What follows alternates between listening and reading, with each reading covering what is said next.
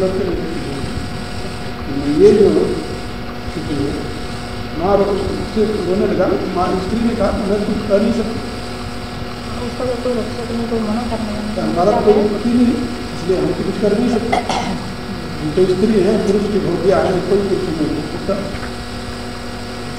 ये दुख था। इसलिए वो जागृति हुई ना पहले से। उस लड़के ने तो व्यवस्था हुआ बड़ा, उसने व्यवस्था दी, राजदंड बनाया, राजदंड बना करके व्यवस्था दी, एक स्त्री को गुजारिश की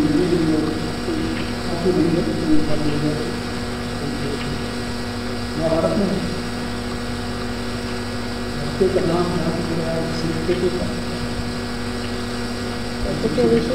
हाँ वही ऋषि ऋषि हुई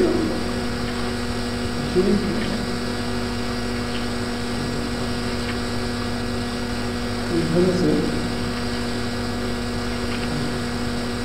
धर्म अविरोधी काम, धर्म क्या है इसका पूरा वर्णन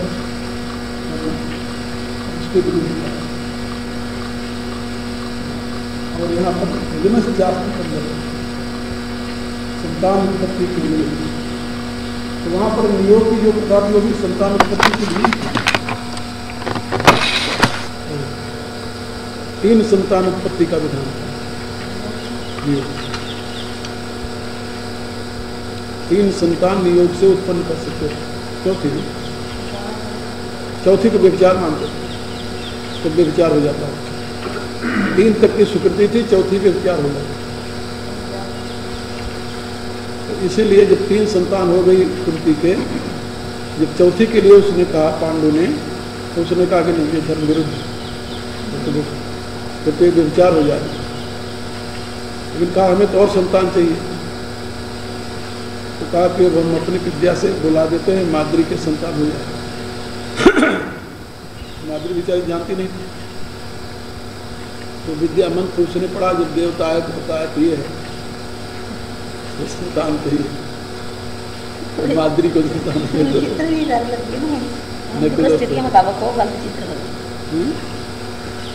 तो अब कलयुग की भाषा में देखो तुलसीदास ने क्या लिखा, उत्पत्ति पांडु सुतन की करनी सुन सतपंथ डरे। तो उनकी उत्पत्ति और उनकी करनी सुन करके सतपंथ जो है तो भयभीत होते। कई ऐसी मान्यताएं रही हैं धर्म के नाम पर प्राचीन काल में, जिनकी अपन कल्पना ही नहीं कर सकते। ये भी धर्म ही है वैसे देखा जाए आजकल मन का ये देखा जाए पांडु का तो है ही नहीं।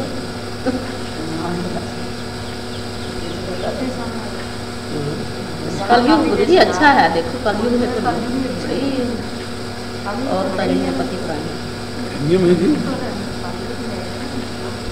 पति परायणा तब भी होती थी, लेकिन उनका अलग अलग था, अलग अलग। उसमें केवल ये नियम वेद में जो है, वेद में ये जो अथर्ववेद में पतिव्रता का विवेचन, लेकिन केवल ब्राह्मण की पत्नी पतिव्रता धर्म का पालन जो है केवल ब्राह्मण की पत्नी के लिए है। ये 2 चीजें हैं, ब्राह्मण की गौ और ब्राह्मण की ये पतिव्रता। पतिव्रता का नियम उन्हीं के लिए है। क्षत्रियों के लिए नियोग की विधि बताई गई है, क्षत्रिय पत्नी जो है वो नियोग करे, नियोग से संतान प्राप्त करे, लेकिन ब्राह्मण के लिए नियोग नहीं है। ब्राह्मण की पत्नी के लिए कोई नियोग नहीं, कोई दूसरी व्यवस्था ही नहीं।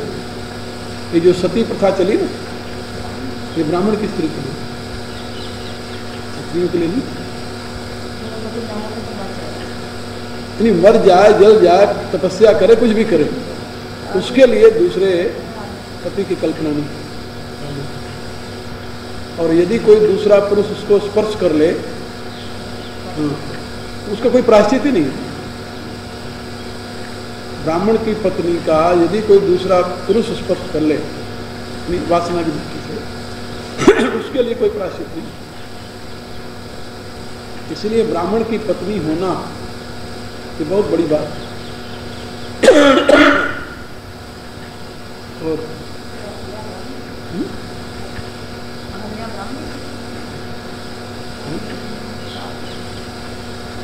अहल्या ब्राह्मण ब्राह्मण की पत्नी थी, गौतम ऋषि की पत्नी थी। तो पत्नी की बात है, वहां लड़की किस किस की कोई अंतर नहीं करता। तो ब्राह्मण को तो चारों वर्णों की लड़की लेने का अधिकार है। किसी वर्ण की लड़की ब्राह्मण के साथ, ब्राह्मण को समर्पित होकर, और वो ब्राह्मणी हो सकती थी, ब्राह्मण पत्नी हो सकती है। और ब्राह्मण पत्नी के लिए फिर दूसरे वर की व्यवस्था है। ये ब्राह्मण अकेला ब्राह्मणों के लिए था, अब सबके लिए होगा। हाँ, पहले केवल ब्राह्मण के लिए, सबके लिए तो भी नहीं है। पर अब ना भी माने बात अलग नहीं, ब्राह्मण क्षत्रिय दो में आया ना, वैश्य में तो नहीं आया, अभी नहीं। गुरु जी भी कुछ बस पहले अपन पूर्व में सुनते थे, दो दिन भी शादी करते थे। कलयुग के प्रारंभ में ऐसे ही था। नहीं, अब भी ऐसे है। अब तो एक शादी का स्त्रियों के नहीं, स्त्रियों में बदल जाते, पति नहीं है तो कर लेती है दूसरी। अब ये भी, हाँ, अब भी ये भी चल पड़ा, सभी करने पहले नहीं था। बाल विधवा अभी तक है, ब्राह्मण क्षत्रिय तीसरे में, क्षत्रिय में अभी भी है ब्राह्मण क्षत्रिय बताए। बाद में ब्राह्मण क्षत्रिय दोनों हो गए, पहले केवल ब्राह्मणों था। ये विधान केवल ब्राह्मण, वेद में केवल ब्राह्मणों के लिए था। बाद में क्षत्रियों में भी आया, नियोग प्रथा जब से बंद हुई कलयुग के लिए, तो क्षत्रियों में भी आ गया। तो बाद में वैश्यों में कोई प्रतिबंध नहीं, शूद्रों में था ही, वैश्यों में प्रतिबंध नहीं था। जो ये है ना, ये जो देवर दूसरा वर है, देवर के साथ बैठ जाना, ये वैश्यों में था।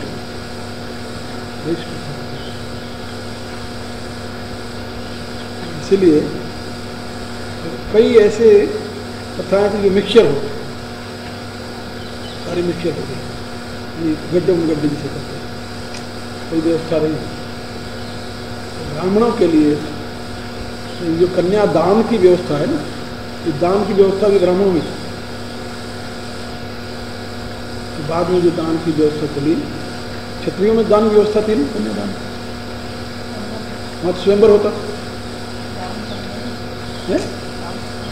दान था ही नहीं, क्षत्रियों में दान नहीं था। कन्यादान क्षत्रियों में नहीं था, वहां तो स्वयंवर था। अच्छा, वो तो स्वयं वरण करे, वहां दान था ही नहीं। तो वैश्यों में भी नहीं था दान की प्रथा, केवल ब्राह्मण के लिए कन्यादान जिसे करते। तो वो समय बाजे गाजे पे नहीं आते थे, तो आधा ब्राह्मण आया, उसे दान दे दी। जो राजा लोग थे वो अपनी लड़कियां ऋषियों को देते थे। हाँ, तो यही दान, तभी तो दान होता था। नहीं दान राजा लोग तो क्षेत्र नहीं, दान तो कोई भी दे सकता है, नहीं दान लेने का। अच्छा, दान लेने का, कन्यादान जो करना है, तो दान तो ब्राह्मण को ही करना है, किसी को नहीं। क्षत्रिय को दान थोड़ी करना चाहिए, क्षत्रिय दान लेता ही नहीं था। क्षत्रिय दान लेते ही नहीं था, इसलिए वहां उठा ही नहीं था। भाई दान नहीं लेता था, इसलिए वहां पता वैसे वैसे जोड़ा हुआ था ना कर्म के साथ। हाँ, सारी व्यवस्था ही है।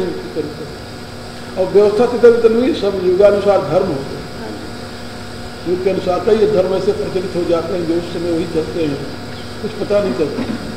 अब इस समय तो वाणी और शूद्र, मतलब ये क्या उसका नाम, वैश्य और शूद्र जो है, इनमें धर्म ज्यादा नहीं। शूद्र तो शूद्र में धर्म ज्यादा होगा कलयुग, तो तुलसीदान शूद्र करें जब तक व्रत दाना, बैठ विरासत करें पुराना, विप्र निरक्षर लोलुप कामी, निराचाल विशरी सब स्वामी। उल्टा है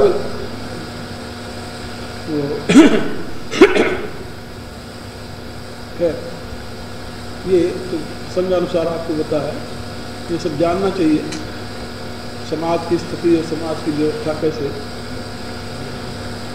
इसका अपना है महत्व, और ये बदलता रहता है।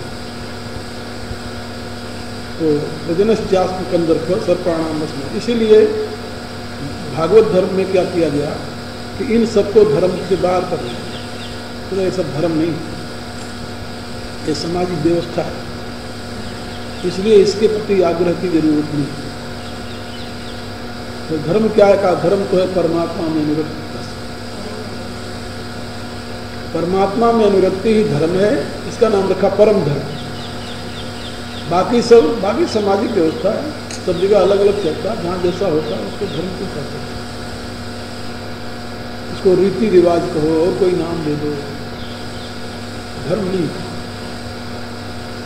बहुत सी सामाजिक व्यवस्थाओं को हमने धर्म नाम दे दिया, धर्म के साथ जोड़ दिया, लेकिन वैष्णवाचार्यों ने कहा कि नहीं, धर्म का गलत उपयोग। धर्म तो एकात्म अनुभूति है, धर्म तो परमात्मा के साथ एकता है, धर्म तो प्राणी मात्र में आत्मा का दर्शन है, धर्म तो समस्त सीमाओं से परे। धर्म में सीमाएं नहीं, धर्म सीमाओं से परे है। तो धर्म क्या है? क्या धर्मस्य विश्वस्य जगतः प्रतिष्ठा, धर्मो विश्वस्य जगतः प्रतिष्ठा, धर्म विश्वस्य जगतः प्रतिष्ठा, ये धर्म जिसमें ये सारा जगत प्रतिष्ठित है, विश्व के समस्त प्राणी जिसमें प्रतिष्ठित है, वो धर्म। धर्मो हाँ विश्वस्य जगतों प्रतिष्ठा, वेद में कहा वो धर्म, बाकी धर्म। तो गीता में भगवान ने बताया, गीता में भगवान ने बताया ये धर्म है। धर्म क्या है? मैंने कहा परमात्मा के शरणागति, स्वप्नप्यस्य धर्म से। 9वें अध्याय में कहा धर्म अमृत में, ये जो धर्म, बाकी धर्म ये नहीं, रीति रिवाज मान्यता ये सब धर्म बदलती रहती है।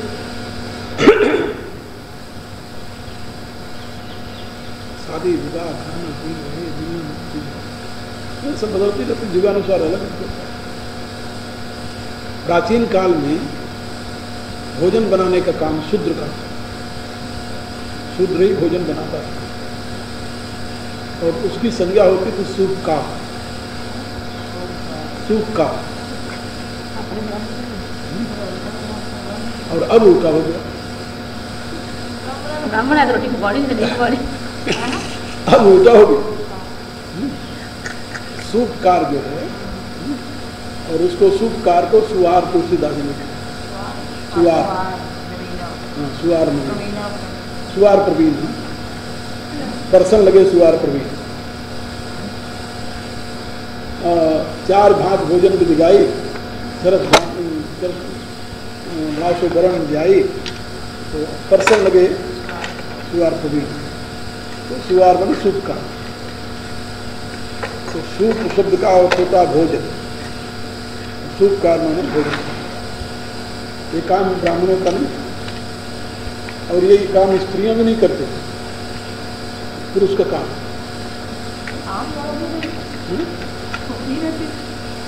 हाँ स्त्रियों की ड्यूटी नहीं तो भोजन बनाना। परिवारों में क्या था हमें पता नहीं, वैसे विवाह शादियों में जो था पुरुष ही नहीं बनाता था। तो सूपकार जो है अब जो है अब उल्टा है उसका। लेकिन अब हम देखे जब ना, हम जब राजस्थान आए देखा तो वहाँ पर महाराजनी, महाराज और महाराजनी रोटी पकाने वाला, महाराज माने रोटी पकाने वाला, महाराजनी मैंने रोटी पकाने वाली, उसकी स्त्री नहीं, कोई भी स्त्री रोटी पकाने वाली महाराजनी।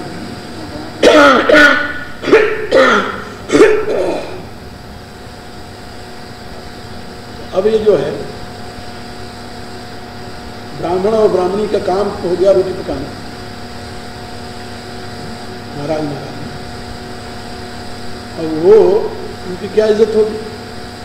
फिर जब मैं आया यहाँ पर क्या बोलते हैं पंजाब में, यहाँ और उल्टा देखा मैं,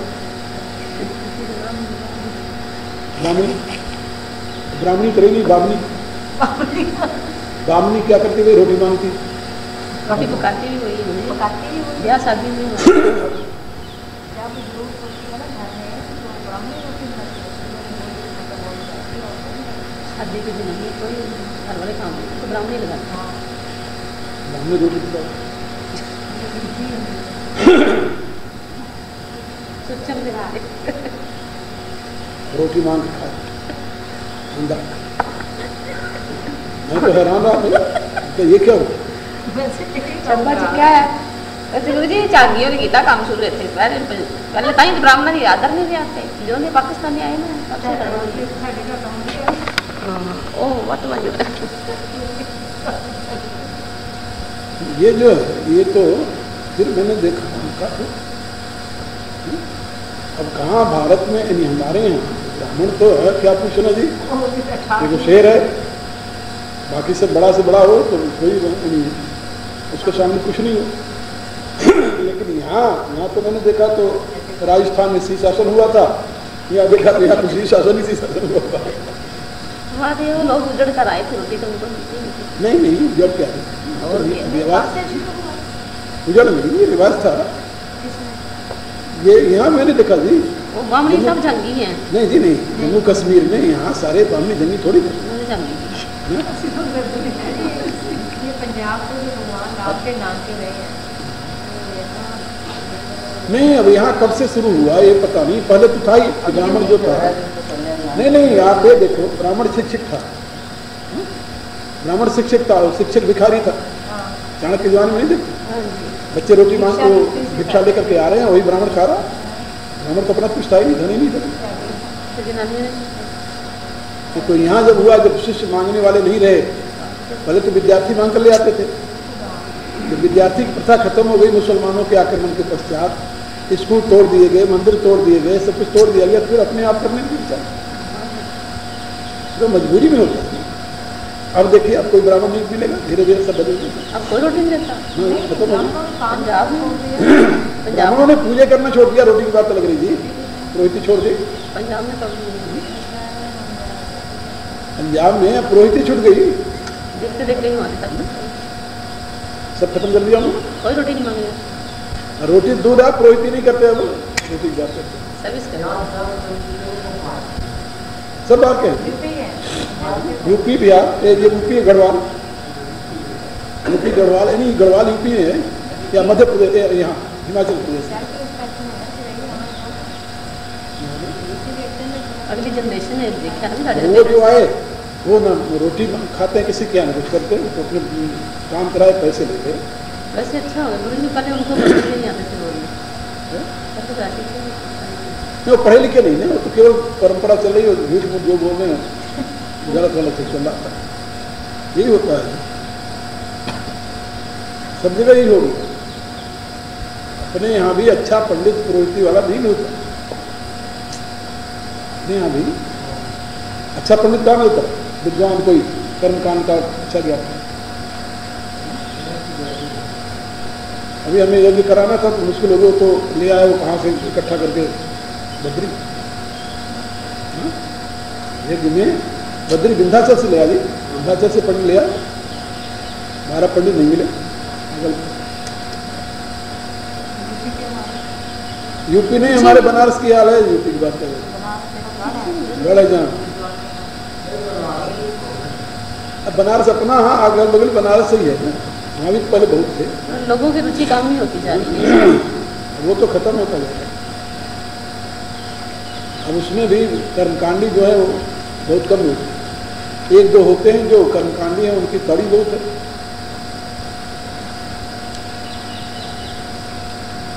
एक कर्मकांडी है, वहाँ उनके पास गया, बद्री तो कहने लगे नहीं हम तो ऐसे करते हैं, ये करते हैं, हमारा ये होता है, हमें ये चाहिए। सोचने का कि नहीं महाराज, फिर वो ले आया अपने दोस्त जो सोचते, तो अलग अलग है। मेरे कहने के प्राय कि धर्म कर्म सब बदलता जाता है, युग बदलते जाते हैं, सब कुछ होता है। वैदिक काल में भी हम देखते हैं ऐसे होता है, इतिहास हमेशा से ऐसे चलता है। मनुष्य तो मनुष्य है, उसकी प्रवृत्तियां परिवर्तित होती रहती हैं। सज्जन दुर्जन बनते हैं, दुर्जन सज्जन बनते हैं, परिवर्तन होता है। तो प्रजनश्चास्त्र केंद्र पर सर्पाणाम वसी वास, भगवान कहते हैं सर्पों में वास की मैं हूं। सर्प जो हैं वो विषैले होते हैं, विषधर, उनको सर्प कहते हैं।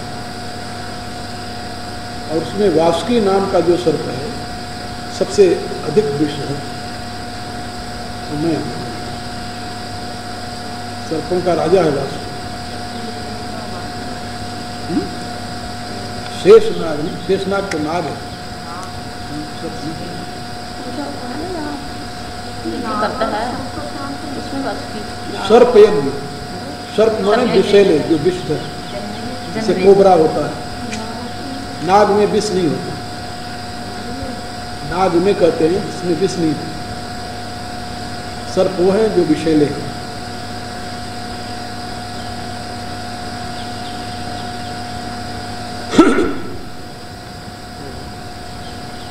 सर्पा नाम वासुकी, वासुकी नाम का सर्प मेरी विभूति है। और अनंतश्चास्मि नागा नाम, अब यहाँ नागों की बात है। तो नागों में अनंत जो है, अनंत माने शेष नाग, वो मेरा स्वरूप है, वो मैं। शेष नाग ही लक्ष्मण के रूप में अवतार लिए, शेष नाग ही बलराम के रूप में अवतार लिए, शेष नाग ही समय समय पर अनेक रूपों में अवतरित होते हैं। महान विद्वान, महान पंडित। हमारे यहाँ व्याकरण शास्त्र के विषय में भी कथा है कि पतंजलि ऋषि जो थे शेषनाग के अवतार थे, शेषनाग के ही अवतार थे पतंजलि ऋषि, जो सहस्र मुख से बोलते रहे व्याकरण। बाद में कोई बच्चा गया तो किसी ने उठा लिया, पर्दा नहीं उठाना, पर्दा उठा लिया तो लिप्त हो गया। तो जो वो लिख रहा था कोई प्रेत, वही वो पन्ने बचे, कुछ बकरी खा गई, कुछ बचे, किसी कथा इन्हीं की है पतंजलि। पतंजलि के महाभाष्य की, महाभाष्य, हाँ पतंजलि महाभाष्य, महाभाष्य कर रहे थे व्याकरण। माँ उनकी वो दे रही थी सूर्य को अर्घ, उसमें सर्प का बच्चा। अनंतश्चास्मि, नाग जो है अनंत, ये नाग ही जो है ये परम भागवत माने गए, परम भागवत, और नित्य जीव कहा जाता है। रामानुज इन्हीं के अवतार माने जाते हैं, और इस समय जो रामानुज संप्रदाय है इन्हीं के द्वारा प्रतिष्ठित है। परम भागवत है शेष, सहस्रमुख से सदैव भगवान के नाम का सुमिरन और उनकी महिमा का गान करते रहते हैं। भगवान की सैया वही है। अनंतश्चास्मि नागा, शेष नाग की इतनी महिमा, और उसमें नाग जाति में इनसे श्रेष्ठ और कोई नहीं है। भगवान के परम प्रिय हैं, भगवान इनके बिना एक क्षण भी नहीं रहते, सदैव भगवान के साथ रहते हैं। महाज्ञानी, महाबलवान, और सारी पृथ्वी को धारण करने वाले कहते हैं, धन पर पृथ्वी की टिकी हुई है। पृथ्वी के आधार, लक्षण धाम राम प्रिय सकल जगत आधार, गुरु वशिष्ठ पे ही राखा लक्ष्मण नाम दे।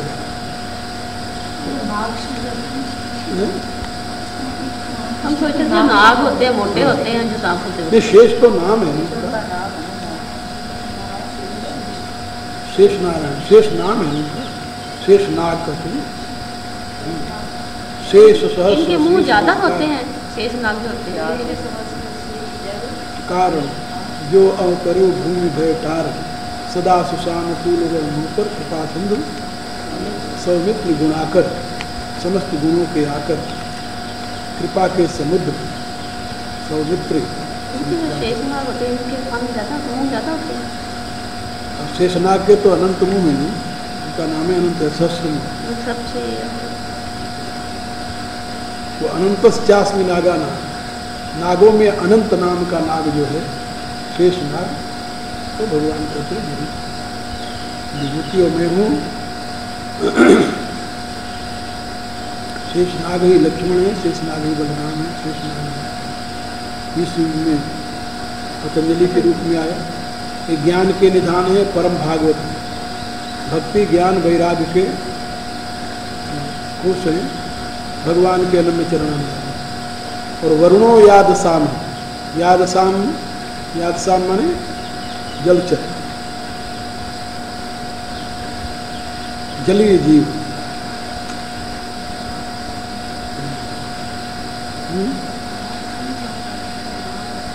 याद साम माने होता है जलचर।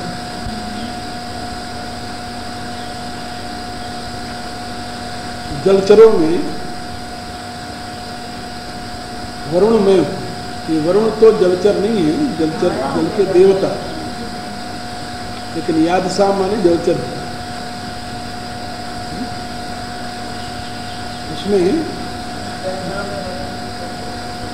जल के देवता, जैसे नक्षत्रों में चंद्रमा, चंद्रमा नक्षत्र तो नहीं है, नक्षत्रों का पति है।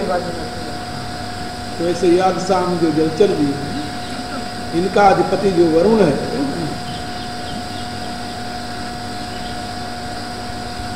वरुणों याद साम। ये वरुण देवता वैदिक काल के तो बहुत महान देवता थे, लेकिन इस समय तो बाद में पुराण काल में तो उनकी गति बिगड़ गई।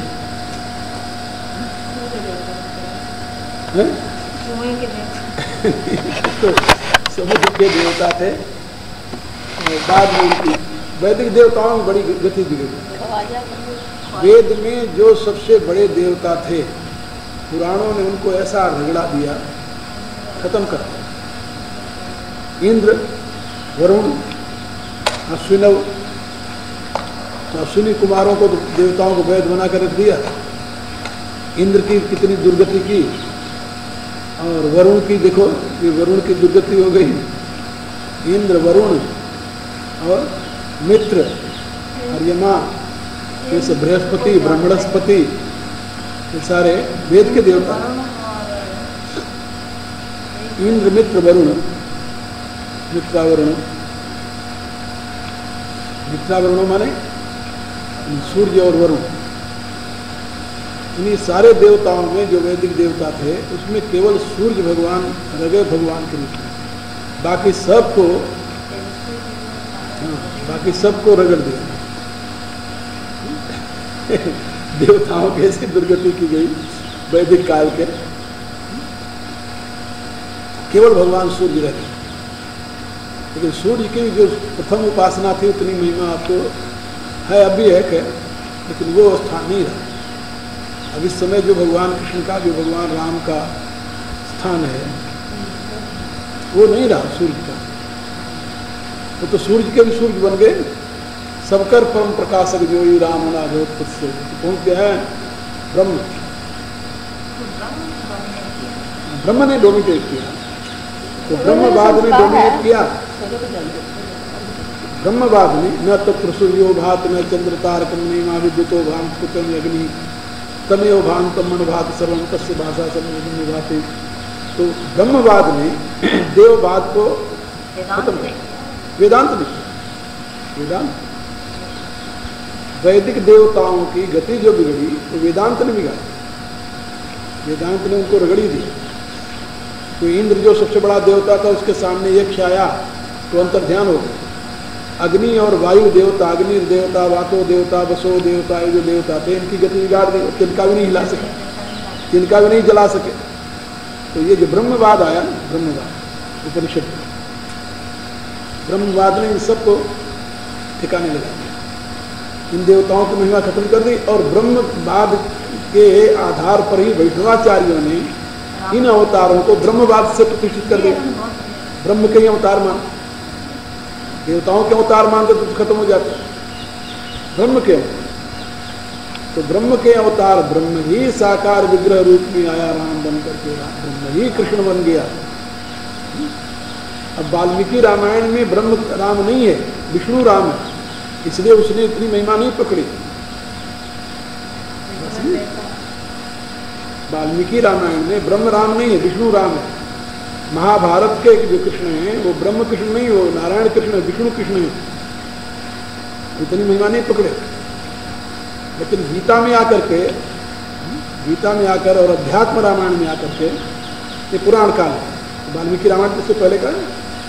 तो पुराणकारों ने ब्रह्म राम को ब्रह्म रूप में प्रतिष्ठित करने वाले व्यासदेव, राम को अध्यात्म रामायण व्यासदेव की किया है। राम को ब्रह्म रूप में प्रतिष्ठित करने वाले व्यासदेव और कृष्ण को ब्रह्म रूप में प्रतिष्ठित करने वाले व्यासदेव हैं श्रीमद्भागवत के द्वारा। महाभारत में भी है, तो महाभारत में तो नारायण के अवतार हैं, लेकिन फिर बाद में गीता में आकर, तो गीता में स्वयं भगवान ब्रह्म बन गए, तो ब्रह्म ही है। पर ब्रह्म परम धामम पवित्रम परमम भगवान पुरुषम शास्त्रम दिव्यम। गीता ने ला करके ब्रह्मवाद की प्रतिष्ठा कर दी। तो उपनिषदों ने, गीता भी उपनिषद है ना, उपनिषद से गीता है। तो उपनिषदों ने, ब्रह्म विद्या ने ये सारा का सारा उलट वैदिक देवताओं को उसी शासन कर दिया, बिल्कुल रगड़ दिया उनको। लेकिन अब वेद के मंत्रों में तो अभी जब स्वस्ति वाचन करेंगे तो स्वस्तिन इंद्रो वृद्धस्रवा यही तो कहेंगे। अब स्वस्तिन रामा थोड़ी कहेंगे, अब स्वस्तिन इंद्रो आएगा, स्वस्तिन इंद्रो वृद्धस्रवा स्वस्तिन पूषा विश्ववेदा। अब वर्तमान के विद्वानों ने क्या कहा कि इंद्र नाम जो है भगवान राम का है। वेद में जो इंद्र जो है ब्रह्म के लिए, ब्रह्म भगवान राम है, इसलिए उनका नाम ऐसा। अब इंद्र 3 हो गए। वेदांत ने इंद्र को 3 भागों में बांट दिया। एक तो ब्रह्म इंद्र, एक इस शरीर के अंदर रहने वाला जीव इंद्र, और एक देवलोक का देवता इंद्र। तो देवलोक का देवता इंद्र कर दिया, और ब्रह्म इंद्र कर दिया, और आत्मा इंद्र कर दिया। तो इंद्र की 3 प्रकार की व्याख्या कर दी। तो जहां आत्मा इंद्र किया वहां पर व्याख्या क्या हो गई? इदम द्र। इदम का जो दृष्टा है, इदम जो है, इदम का जो दृष्टा है वो इंद्र है। तो इदम का दृष्टा कौन है? चेतन आत्मा, प्रत्यज्ञ आत्मा जिससे करते हैं, जीवात्मा। इसलिए अध्यात्म जो है ये हो गया इंद्र। और वो कथा ले आए हेमवती उमाम केनोपनिषद की, तो उसमें देवताओं का राजा इंद्र बना दिया। जो इंद्र जाकर के पूछता कि यक्ष कौन है, तो उसने पहले पहल देखा परमात्मा को, इसलिए उसकी इंद्र संज्ञा हो गई, तो इंद्र बना दिया, देवता इंद्र बना दिया। और ऋग्वेद में जहाँ इंद्र शब्द की व्याख्या है तो वहां पर इदम्द्र, इदम सारा अनंत ब्रह्मांड का जो दृष्टा है, साक्षी के पाते लोग।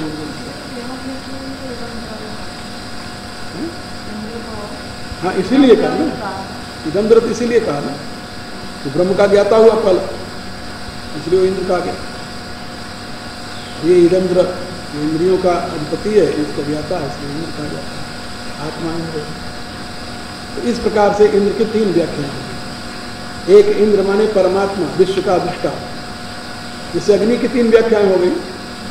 ऐसे सारे देवताओं की 3 व्याख्याएं हो गई। एक अध्यात्म के रूप में, एक अधिदैव के रूप में, एक ब्रह्म के रूप में। इस प्रकार से अधिदैव, अधिभूत और अध्यात्म। ब्रह्म के रूप में जो हुआ तो वो सबको यानी समेट लिया, और ब्रह्म के साक्षात अवतार हो गए राम और कृष्ण।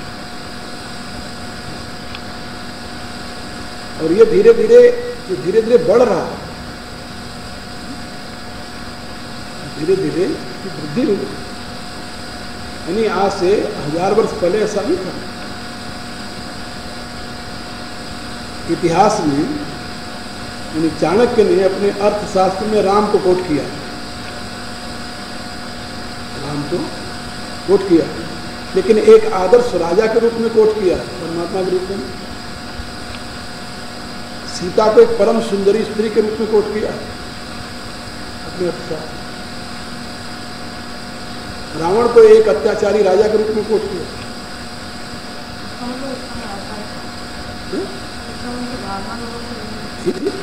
राम एक अच्छे राजा थे, ऐसा राम ऐसा राजा कोई नहीं हुआ। राजा राम, आज भी राजे राम कहते हैं, भगवान राम तो बहुत कम लोग कहते हैं।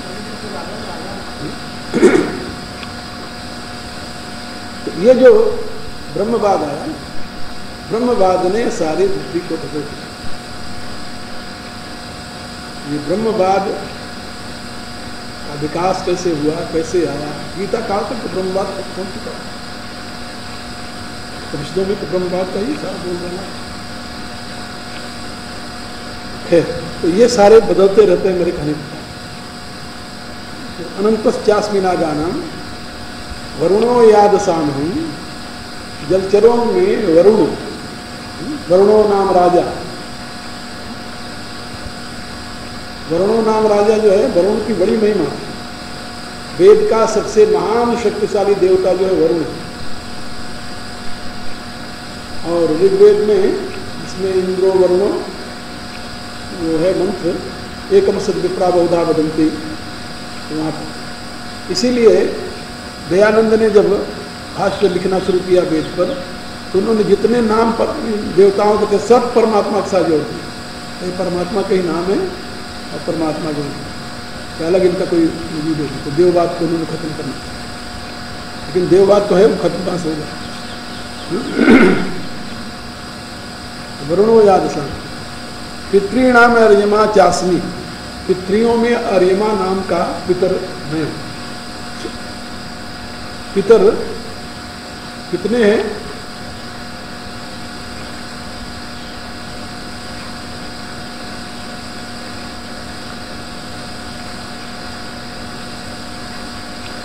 तो ये 7 पितर हैं। इनके नाम क्या क्या है 7 पितरों के, नोट कर लो।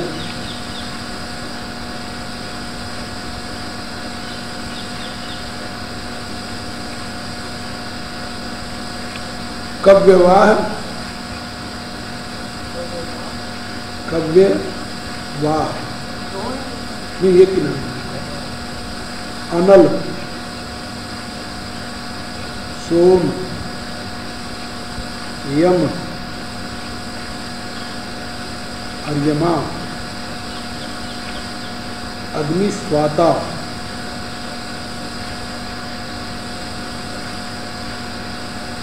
बर्हिषट, शत, शद, बर्हिषट, ये 7 पितर हैं। शिव पुराण में इन 7 पितरों का नाम आया है। इन 7 पितरों में जो अर्यमा नाम का पितर है, भगवान कहते हैं वो मेरी विभूति। पितृणाम च अर्यमा, पितृणाम अर्यमा च अस्मि, पितरियों में, पितरों में अर्यमा नाम का पितर जो है। तो स्वस्ति वाचन में स्वस्तिनः इंद्रो वृहस्पतिः, स्वस्तिनः पूषा विश्ववेदाः, स्वस्तिनस्ता रक्षो अरिष्टनेमिः, स्वस्तिनः बृहस्पतिर्दधातु। अर्यमा किसमें आता है?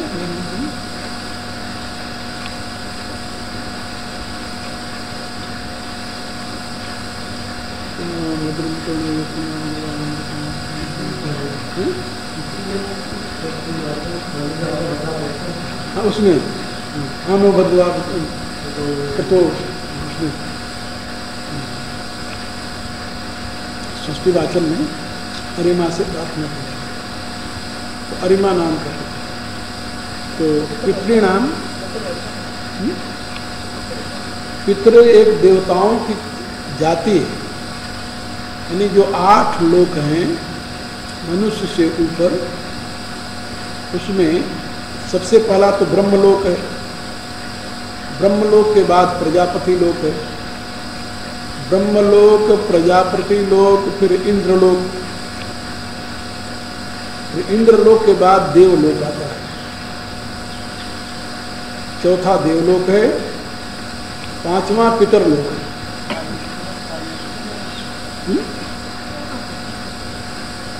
तो अलग, तो पितृलोक है, पितृलोक के बाद में फिर गंधर्व लोक।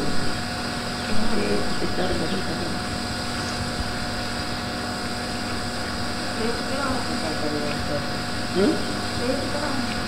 वो तो नीचे आएगा। तो ब्रह्मलोक, प्रजापति लोक, इंद्रलोक, देवलोक, ये 4। फिर इसके बाद में पितृलोक, पितृलोक 5 और गंधर्वलोक 6, और इसके बाद में यक्ष राक्षस लोक, यक्षलोक होते हैं। और फिर 8वां जो है वो पिशाच लोक, ये प्रेत लोक, पिशाच लोक, पिशाच लोक, यक्षलोक, पितरलोक, गंधर्वलोक, पितरलोक, देवलोक, इंद्रलोक, प्रजापति लोक, ब्रह्मलोक, ये 8 लोक। सांख्य शास्त्र में यहाँ पर बताया गया 14 विधा भूत स्वर्ग, सृष्टि स्वर्ग जो है वो 14 प्रकारों में है। 14 प्रकारों में 8 प्रकार की सृष्टि ये मनुष्य से ऊपर की है, और 9वां ये मनुष्य है, और 5 प्रकार के इससे नीचे है। मनुष्य से नीचे 5 योनियां हैं, जिसको वनस्पति, औषधि वनस्पति योनि एक, और फिर उसके बाद में कृमि योनि, फिर सरीसृप योनि, फिर पक्षी योनि, फिर पशु योनि।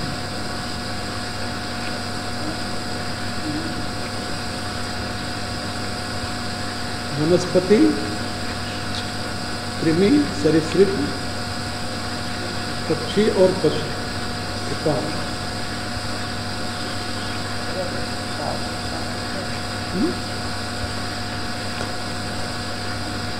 इन 5 से ऊपर जो है ये 6ठी योनि मनुष्य, और 6ठी से 8 ऊपर के 14, ये 14 विधा भूत स्वर्ग, 14 प्रकार के भूत।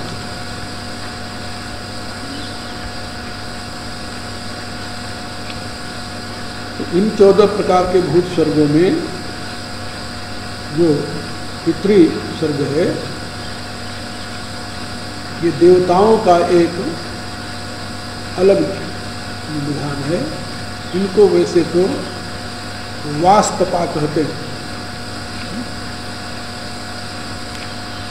वास्तपा।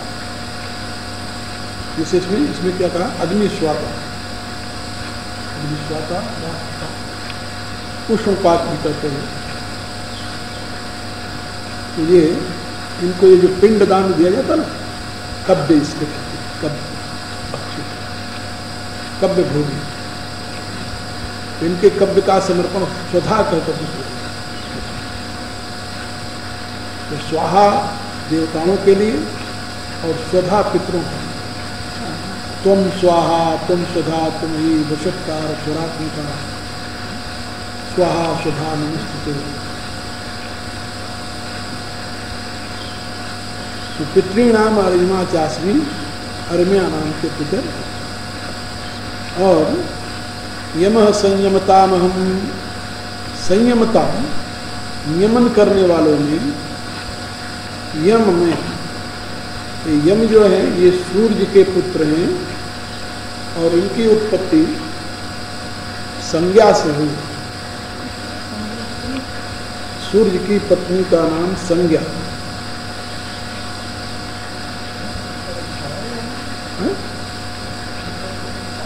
नहीं, छाया दूसरी वाली संज्ञा है, दूसरी छाया। छाया का पुत्र तो शनि है, और संज्ञा का पुत्र यम है।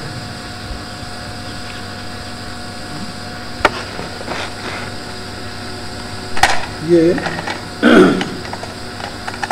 विश्वकर्मा की पुत्री जो संज्ञा थी, विश्वकर्मा की पुत्री थी संज्ञा, जिससे यम का आविर्भाव हुआ। यही यम है जिन्होंने नचिकेता को ब्रह्म ज्ञान दिया। यही यम धर्मात्माओं के लिए धर्मराज हैं, और पापियों के लिए यमराज, महादंडधारी कहे जाते हैं। महादंडधारी है एक ही, पापियों के लिए यमराज और धर्मात्माओं के लिए धर्म है। और ये परम भागवत हैं, तत्व ज्ञान के कोश हैं, भगवान सूर्य के पुत्र हैं, श्याम रंग है इनका, और ये महिष पर सवार होते हैं, महिष इनकी सवारी है। इन्हीं की बहन है यम और यमी। यमी का ही दूसरा नाम कालिंदी है, जिसको यमुना कहते हैं, सूर्य का। यम यमी कथा वेद में, वेद में, वेद में, ऋग्वेद। हाँ, ये अच्छा तो नहीं हो, तो खैर ऐसे ही है।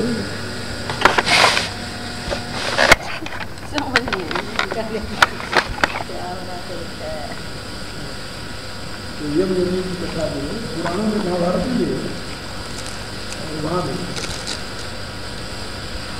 तो वहाँ पर उसी से हमें पता चलता है ना, महाभारत पढ़ो पता चलता है। उसमें यम यमी की कथा में जो होती है तो उसको इनकार करता है, तो कहते नहीं पहले तो ऐसा होता था, तो पहले जो ऋषि नहीं थे तब ऐसा होता। ऋषियों ने इसको निश्चित किया, होता होगा, होता होगा। कौन सृष्टि जब प्रारंभ हुई तो कौन भाई, तो कौन कौन का कौन वहाँ तो नहीं, वहाँ अयोनिज थे सारे, मैथिली सृष्टि थी। मैथिली सृष्टि में तो अयोनिज पैदा होते हैं, कौन किसका भाई बने, कौन किसका बने। ये तो जब योनिज पैदा होने लगे तब तो सहोदर बनेंगे। सहोदर माने सह उदर, एक ही उदर से पैदा होना सहोदर। पहले तो उधर था ही नहीं, पहले तो पृथ्वी थी। आपने इसको सिद्ध भी किया है, वैज्ञानिक ढंग से सिद्ध किया है, तर्क से सिद्ध किया है। और ये प्राचीन प्रक्रिया रही है विज्ञान। और सृष्टि इसके सिवा कोई चारे नहीं सृष्टि को मानने, या तो बंदर से विकास सृष्टि को मान लो, दोनों को जो विकास आया तो मिलता ही नहीं।